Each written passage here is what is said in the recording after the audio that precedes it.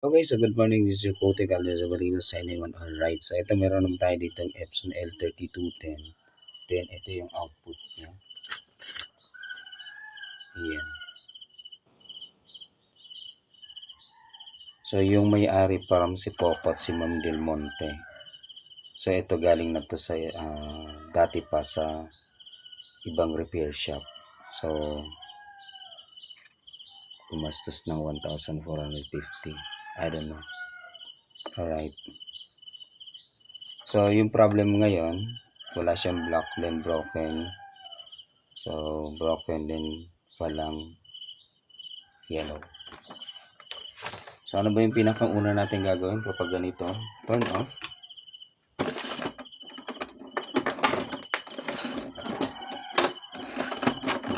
Buksan. Oops. So hindi na to normal. Nilagyan na nila ng ano. So nilagyan na ng tornilyo dito.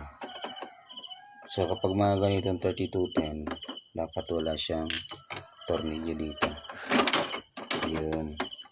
So nilagyan tornilyo para hindi maangat.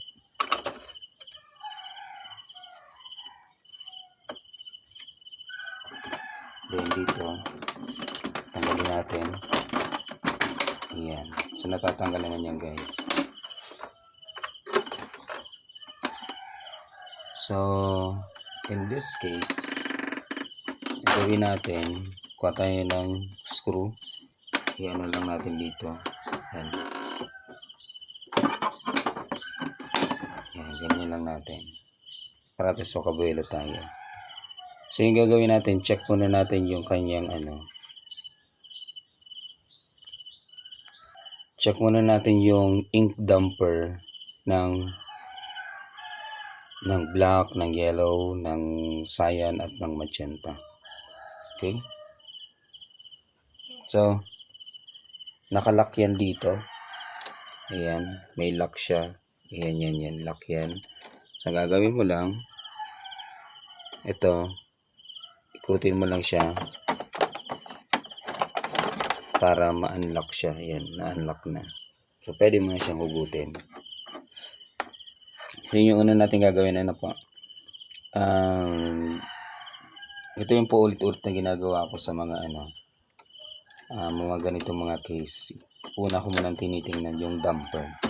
Then, mayroon yan lock dito. Then, ganinin mo lang. Then, ito naman. Tanggal.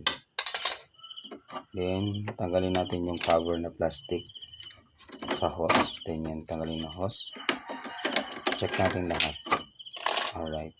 So, kompleto naman guys. So, ito. I-ano lang natin itong ito.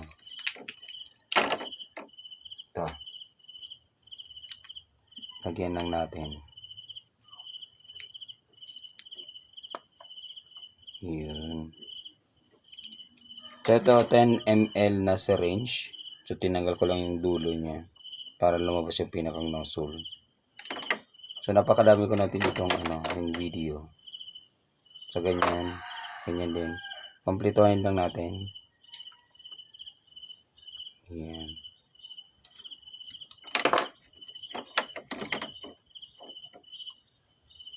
Okay, napakaganda ng ng block.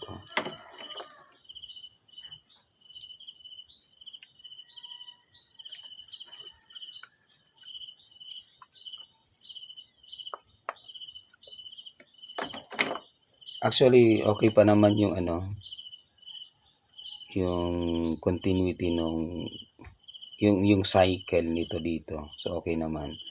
So dinagdagan ko lang siya. So walang problema dito, guys. So most probably yung problema nito ay nasa per unit. Okay. So balik na natin 'to.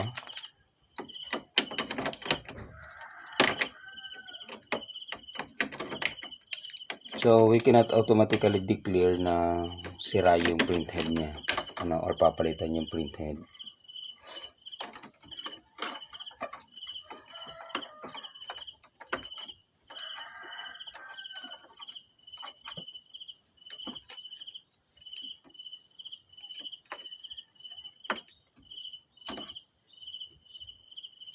Okay. Balikan natin to. Okay, balik natin yun dyan. And then, ilock natin ulit. So, baba natin ulit. Then, plug in.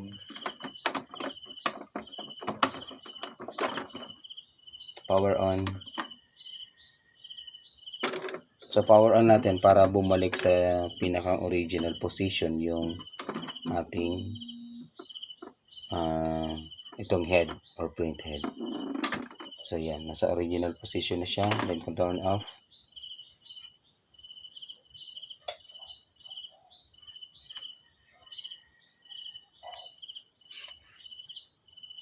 So, balik tayo dito, guys.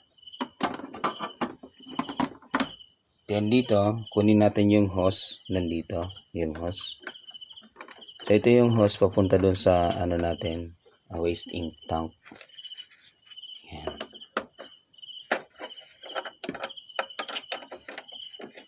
Parang butas na yung hose, ha.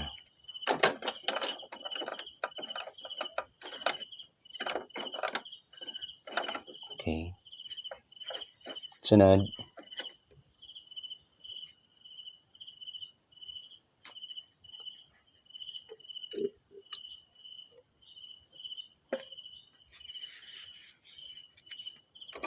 Yung hose, pasok natin yung nozzle. Yun yung pinakang purpose kung bakit tinanggal yung part na dito. So, kalahati lang para mapasok natin din doon. Another purpose. Yan. So, actually, wala pa ng ano yan. Yung pinakang idea niyan so nanggaling sa akin. O yung pinakang original na gumawa ng bagay na to. Right, so hindi naman sa pagbayang-yabang, guys. Yan. Then, higupin natin. Yan o, lumalaban siya. So, bumabalik siya, guys. Ulitin natin. So, ibig sabihin, kapag bumabalik at walang nahihigop na ink, ibig sabihin nun, barado yung per unit. Then, yung flow ng air, so, hindi siya continuously. So, may something dyan na nakakabara or naiipit. Yan yung nagiging cause kung bakit nawawala yung ibang kulay ng output. Ayan na. Bumabalik siya kusa. Yun. Ulitin natin. Yun. Bumabalik ang bilis. So, if that is the case, per unit yung may problema. Okay. Gawin natin ganito.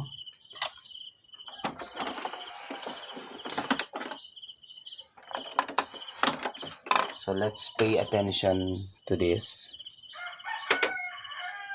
Tanggalin natin tong isang ano.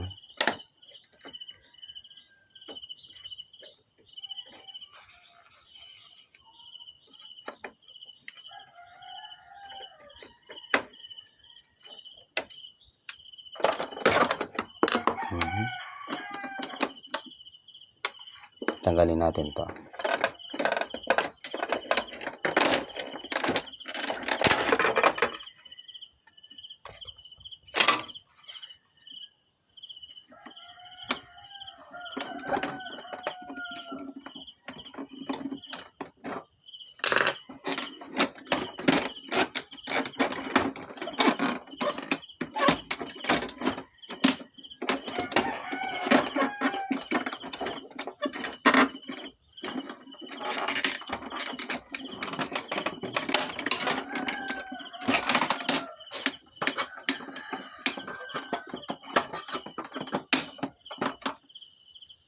Okay, so inayos ko lang. Then, ito yung per unit natin. Ito siya. So, ito. Nakaganyan, di ba?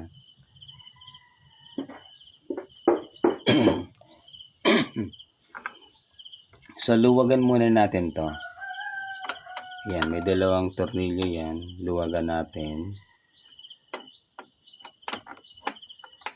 Then, try natin higupin ulit.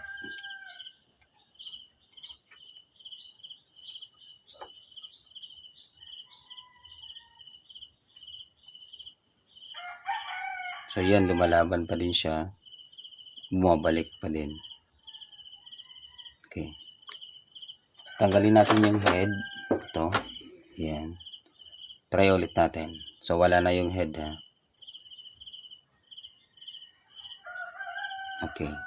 Iyon, ang bilis. Okay. So, totally, tanggalin na natin to. So, ito ang pinaka-common problem ng mga printer ngayon. So, nakakaroon sila ng problema sa purge unit. Yan, tinanggal ko na siya guys. Then, tatanggalin ko lang to. Ito yung gear na umiikot para magkaroon ng pressure at mahigop yung ink kapag nagki-cleaning siya. So, ngayon, try kong higupin. Ayun. So, may tayo dito. So, yan. Okay na siya. Yun. Yun. Okay.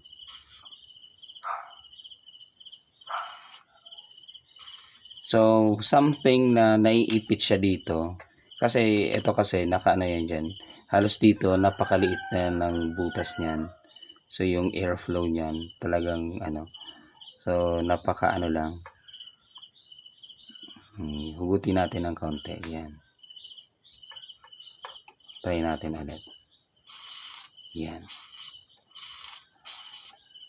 Then, pwede nyo naman yan linisan. Tanggalin nyo lang to. Then, linisan nyo gamit yung running water para mas malinisan siya. So, try ko lang ngayon ha. Yan. So, babalik ko na to. So, sa pagbalik naman ito guys, ito yung gagawin natin. Lagay mo lang yan dyan. Yan. Then, ito, yung gear nasa ibabaw. So, yan. Babalik mo lang siya dyan. Dahan-dahan lang. Then, tingnan mo sa ilalim kung yun, nakapasok na siya dyan. Alright. Then, after that, tingnan natin. So, balik na natin dito. Try ulit natin. Ayun, okay na siya. Okay, alright. So, minsan kasi, adjust mo lang siya para at least magkaroon siya ng airflow. So, most probably, yung pinakang niya, pwedeng nabarahan siya.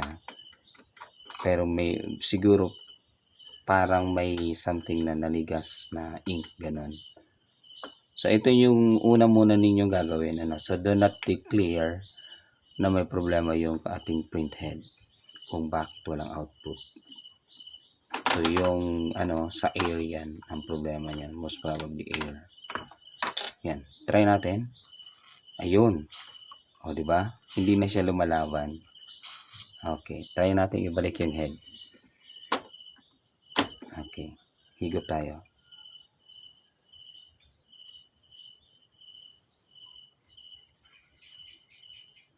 Ayun. So, mayroon na, oh.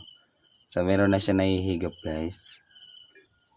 Yan. So, dapat may mahigop siya para at least ma-fill in niya yung gap na nasa loob mismo ng head. So, yan. Para continuous yung flow ng ink. So, yan. Mayroon na siya. Then, tingnan mo na lang yung mauubusan na ng black. Mauubusan na siya ng black, guys. Okay. Okay, kukunin lang ako. Okay, so let's continue. So, ito naman, yung waste ink. So, ipunin lang natin. Oh, no. Tumilapon, guys.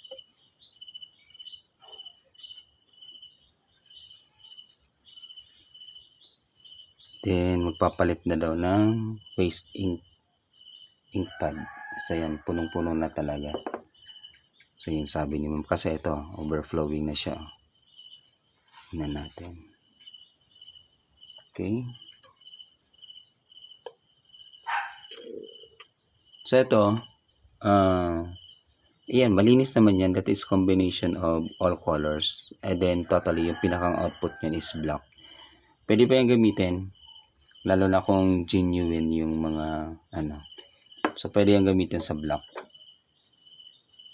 So kung walang wala na kayong ink, pwede yan. Ulitin natin, isa pa, para makasiguro tayo. Yun. Yun. Mapapakinggan mo yung daloy papakinggan natin yung daloy ng mismo, ng ink. Then ngayon, so pangalawang beses na yan, then push natin to. Yan. So ito, dapat ma-drain natin yan. Hugutin natin. Ayun. So dapat drain siya.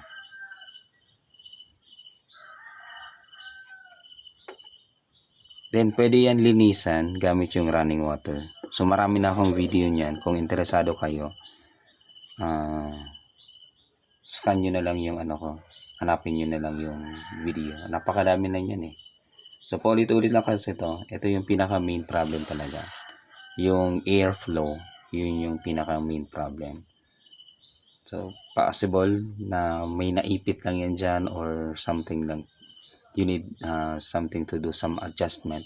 So it doesn't mean na automatically papalin natin yung printhead or yung per unit.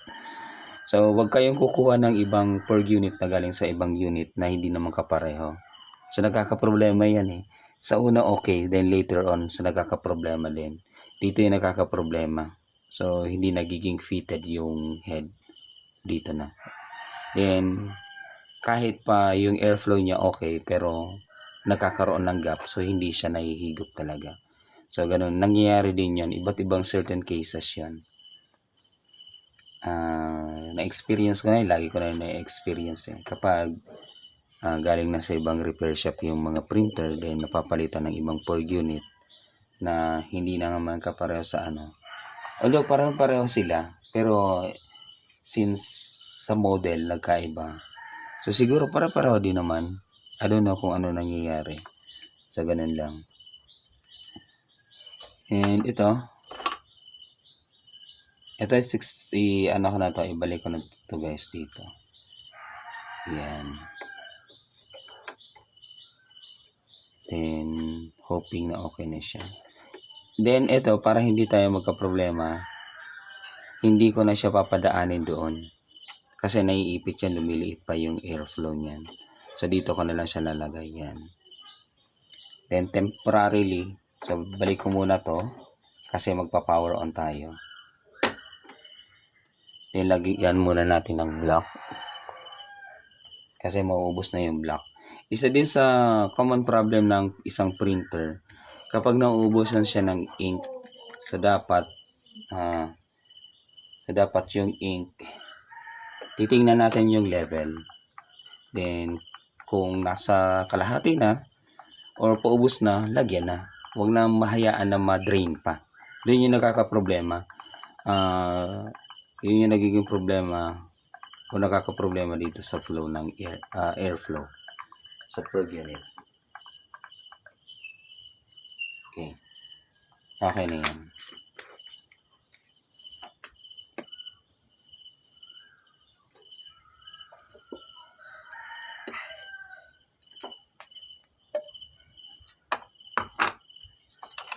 Okay, balik natin to dito, then ibalik natin yung pagkakalak niya. Ayun, right? Then i-face front natin siya. Okay. So, power on.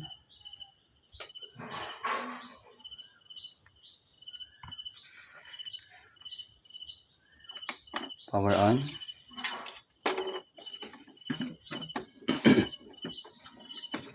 So, ito yung output natin kanina. Yan. Then, let's try this time. Okay, tayo ng band paper. Then, power off. Hold cancel button and power button at once.